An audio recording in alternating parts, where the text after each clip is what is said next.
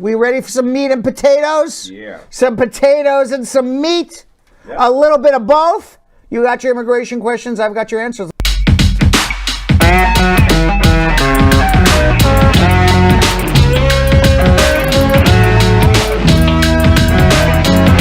All right, we're going to go to Otis in Kingston, Jamaica. Hi, Otis.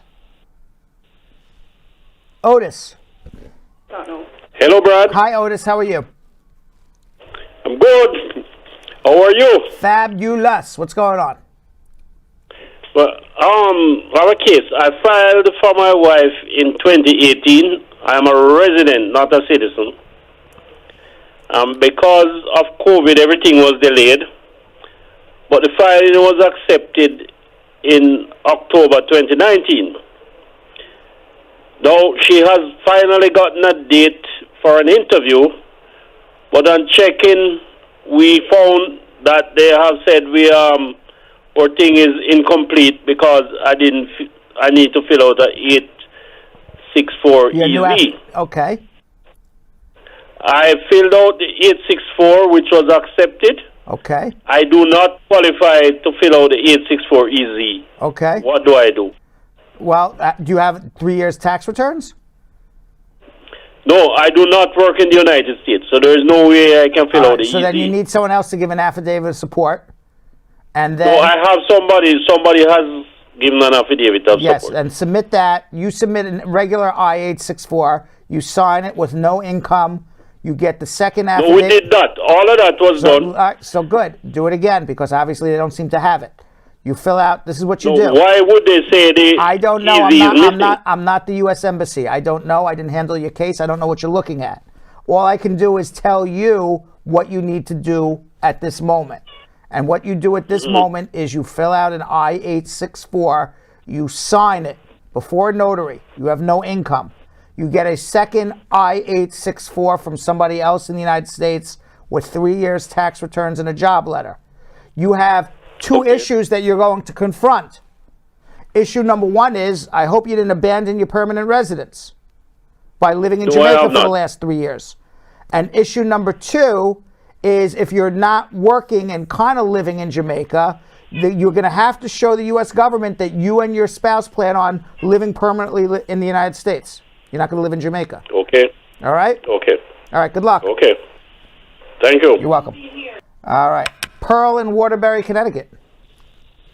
Hello, Brad. How are you? I'm good. Okay.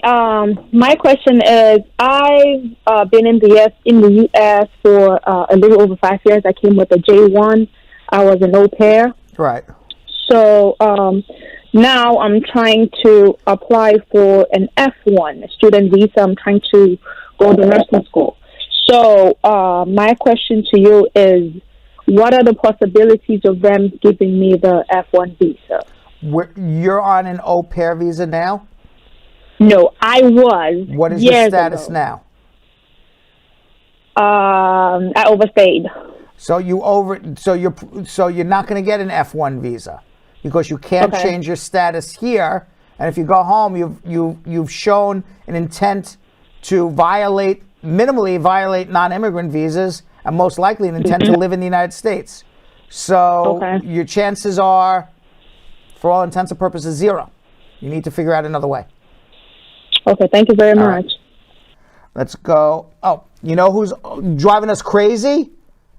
Abdul Ghaffar Hikmat, begging on Facebook for me to take his call. He's been. Is he one of them? Yeah, he's been waiting 45 minutes, but man's begging. Abdul, I'm coming to you right now. Abdul, what's going on?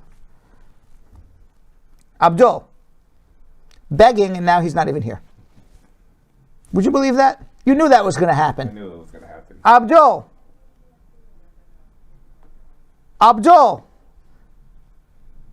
Hikmat Ghaffar. Can you hear me, sir? Yes, now I hear you. Oh my gosh. I knew that was going to happen. Thank you so much, sir. I have a question. Sorry, I don't want to take your time. My question is, my I-730 for my wife and kids is approved from the immigration, and they send it to the National Visa Center for visa processing. And after that, after 10 days, I think, I received the letter that they send my document to the National Benefit Center for speed processing. And it's almost more than 3 months that I'm waiting for that case. I didn't get any details. It's still in the National Benefit Center. National Visa Center have to send the documents to the embassy for visa. But I don't know why they send back the documents to the National Benefit Center. And what will happen next, I don't know. All right. You filed a visa petition for your spouse. It got approved to the National Visa Center, and then the National Visa Center transferred it back to the National Benefit Center?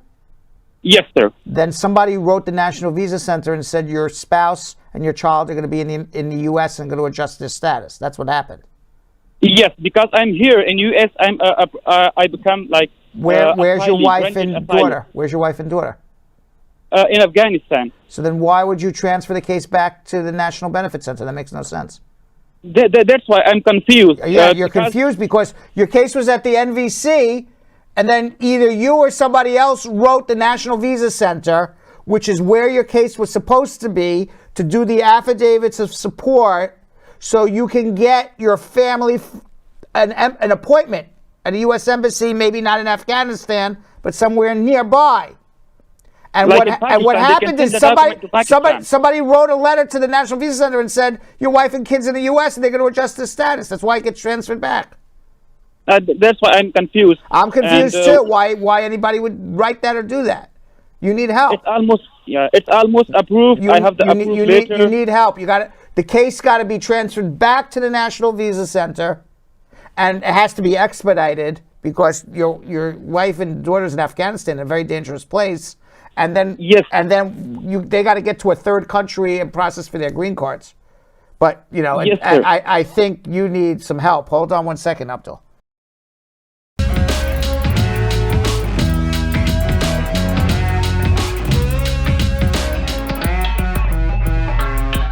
Thanks for watching. For more Brad Show Live, like and subscribe to our YouTube channel.